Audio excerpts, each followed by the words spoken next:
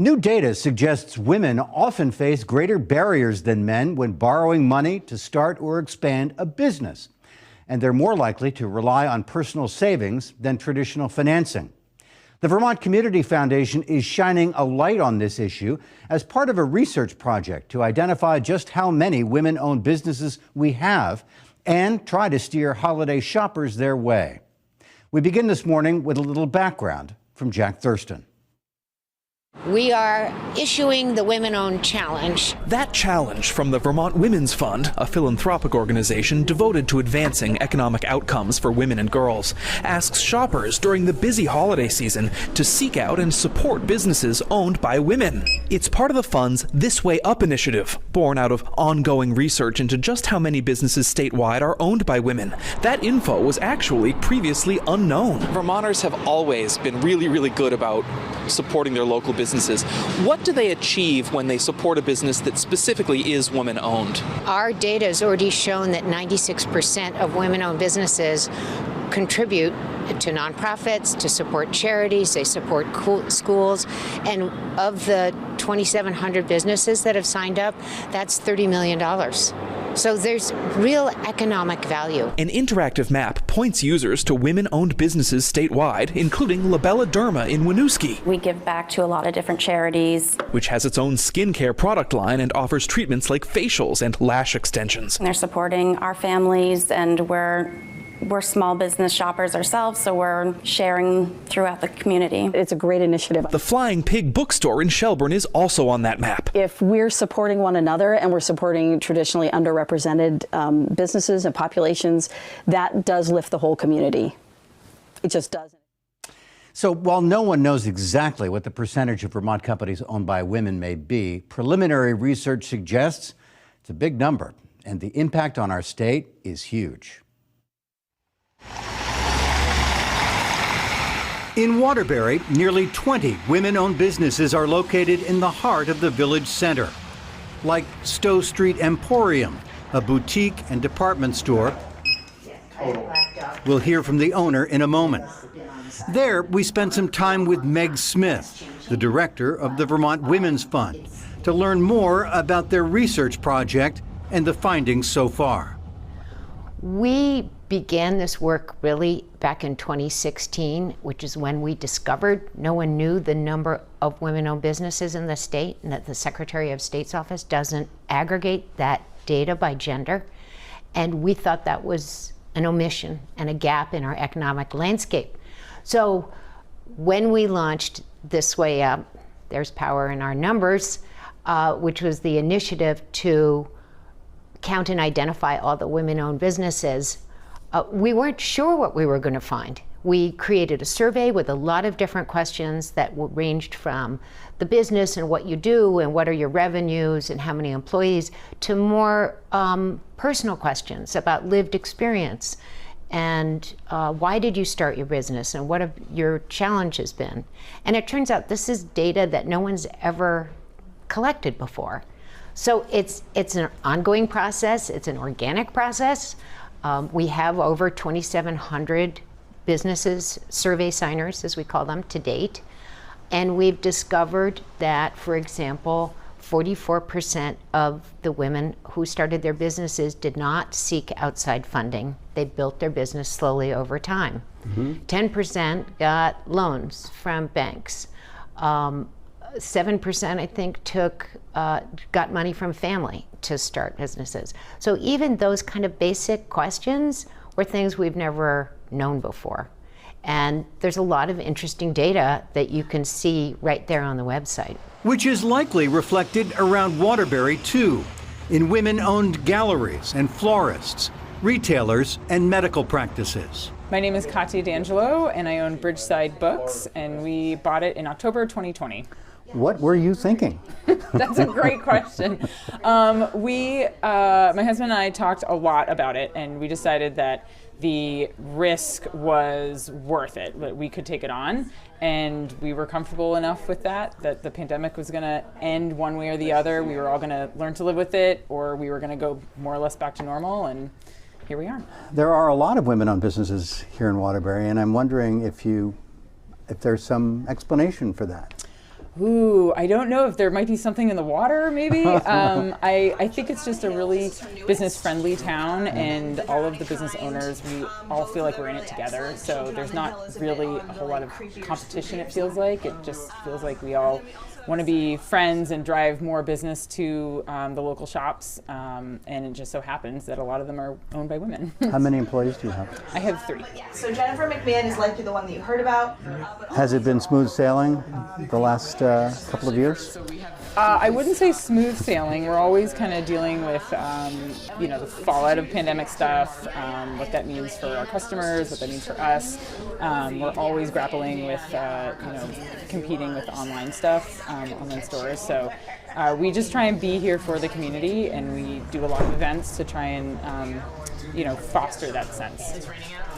What has been the great challenge owning your own business?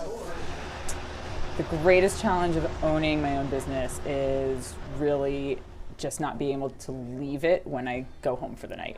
So I'm on my couch until all hours, which is not the healthiest, and I do try and close my computer and shut off, but I might wake up in the middle of the night thinking, oh no, I gotta do that tomorrow morning, and it's hard to let that go when it's your baby. So you've had 2,700 women-owned business owners respond to date, but you don't know how representative that number is, or have you captured half of them? Have you captured? We think it's about a tenth of what's out there. Wow. According to census data, which is again what we relied on in 2016, we extrapolated from the U.S. National Business Survey census that there were approximately 23,000 women-owned businesses in the state. That's what we came up with. That number apparently is a little low. Now a new census said 27,000. So our survey signers are just a fraction of the total. Who collectively would have a huge economic impact. Yes. Do you have any guesstimate? We've actually already found out where our census data was wrong, because in 2016, it looked like those 27,000 or 23,000, businesses had total revenue and earnings of over $2.1 billion into our economy. And now with the hard data we're collecting from our survey signers, it turns out that the 2,740 businesses we've heard so far, actually, they contribute $2.1 billion. So the number of women-owned businesses and their revenues and earnings and contribution to Vermont's economy is much larger than we originally estimated. Kathy Murphy is in her 10th year now at Stowe Street Emporium, which she owns with her daughter. They have 3 part-time employees. A friend of mine told me that the store was going to close, and in my head, wearing my Waterbury tourism cap, I said, our town can't be without the Emporium. So I talked to my family and my daughter, Kate. I have 2 daughters, but my younger daughter was in retail and lives locally. Mm-hmm. And we decided to buy the store as a team. Do you run your business differently than other jobs you've held and other companies that you've worked for? Absolutely. But the comparison to my other businesses is service. I had not ever been in retail before, so I had to learn a lot quickly. But the bottom line is service is key. So, and just being friendly and loving toward our customers and our community. Does it surprise you to learn just how many women-owned businesses there are in our state? It's lovely. This street alone is women-owned. So that's very exciting. And you're finding that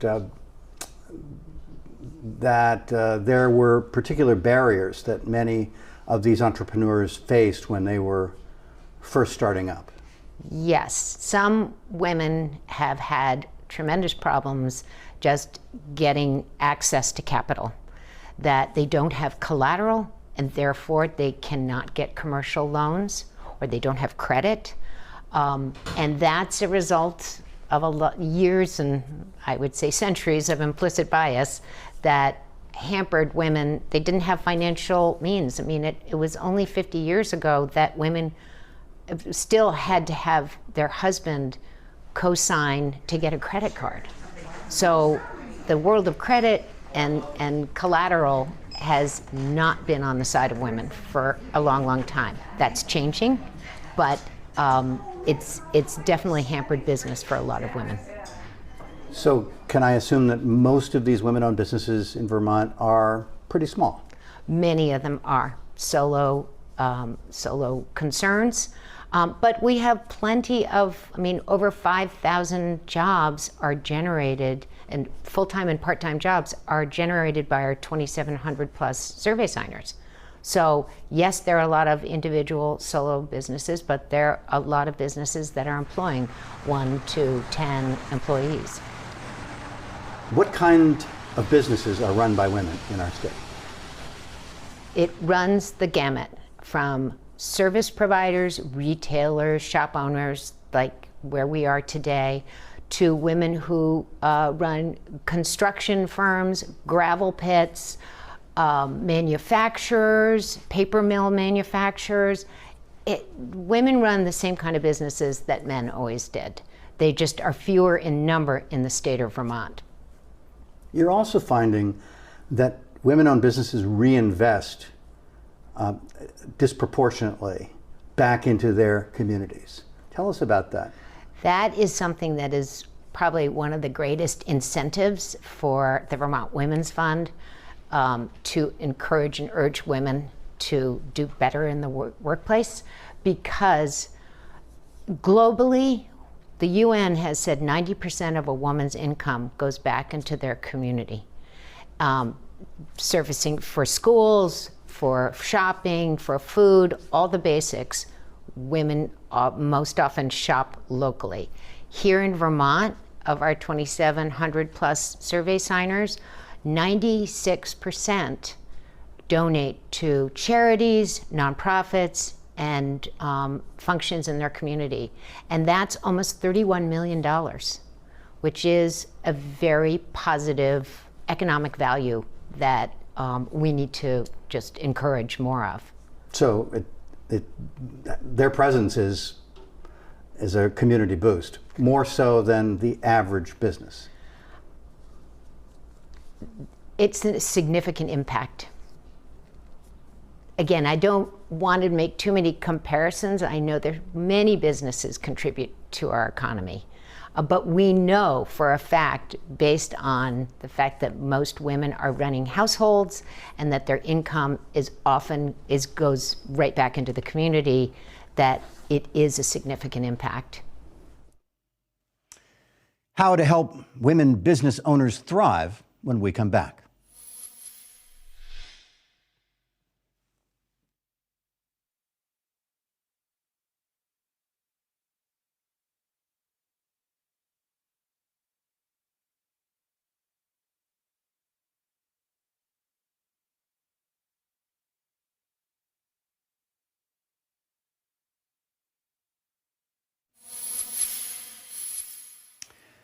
More now on the outreach to identify and support women who own their own businesses across Vermont and the challenge many say they face when trying to grow. You spoke earlier about challenges with access to capital. Mm-hmm. What can the Women's Fund, the Vermont Community Foundation, do to help?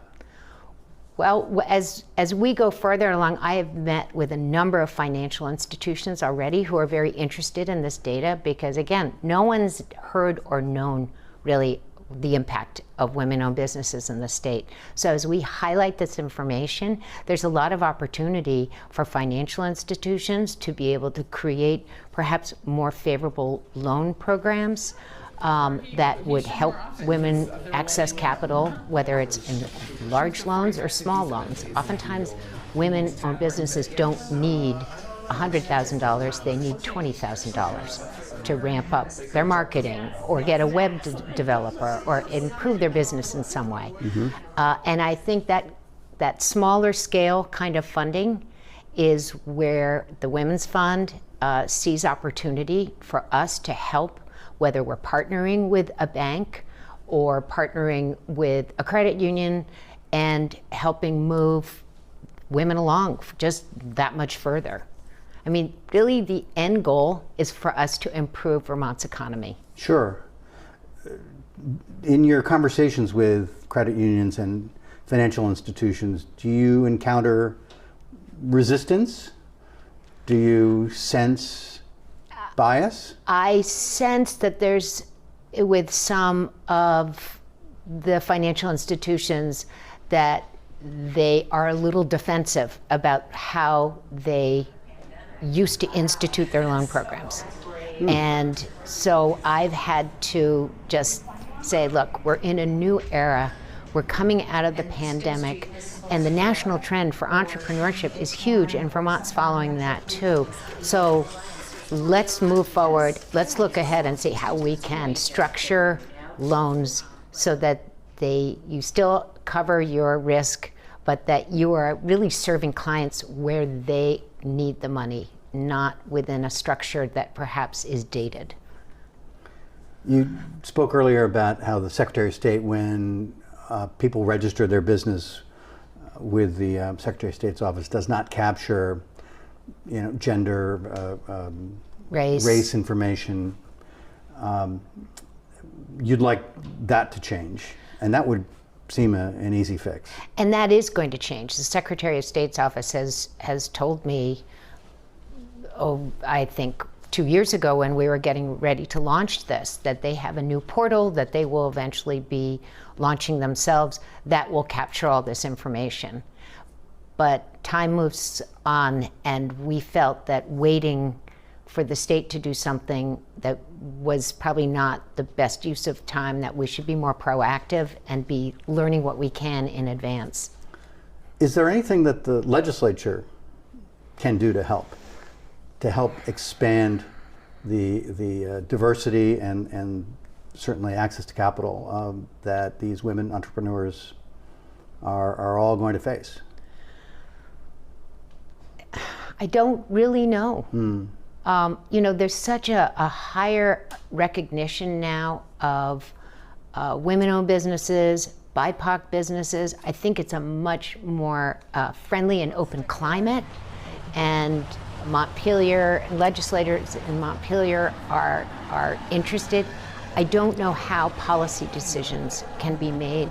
I see this more as the private sector and the marketplace driving this, and that it's a matter of just connecting a few more dots in order to make things happen. Well, it's very interesting research, and I'm wondering what's the key takeaway for you? It's still a work in progress. You haven't, right. You don't have a clear idea about the precise number of women-owned businesses there are across our state, but from what you know so far, what's the key takeaway? That women really do want to connect with one another and learn from one another and business practices. I mean, just today I had an email from someone who said, I employ 2 people, healthcare I provide healthcare benefits, it's very expensive. Are there other options? Is there a group that's talking about this? Could you connect me? And I thought this is exactly the kind of thing that an outcome I would like to see from this way up, is that we create different circles of connection using the folks that already are experts in this. We have a lot of technical assistance providers, the Small Business Development Center, Center for Women in Enterprise, Mercy Connections. They are all there to help women grow their businesses, but women don't always access those services. The Chamber of Commerce is another organization that there are ways to access information, but they don't always find the women, and I want to help create a bridge so that those connections could be made much more easily. So This Way Up remains an active website, and you can go and search for more information and to find a woman-owned business near you. Yes.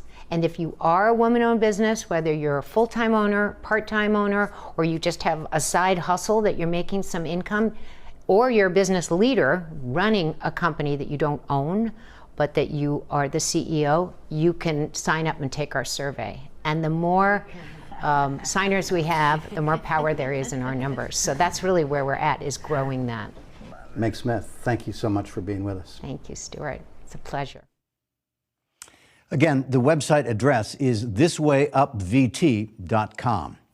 Ahead, a preview of the big debate in Montpelier.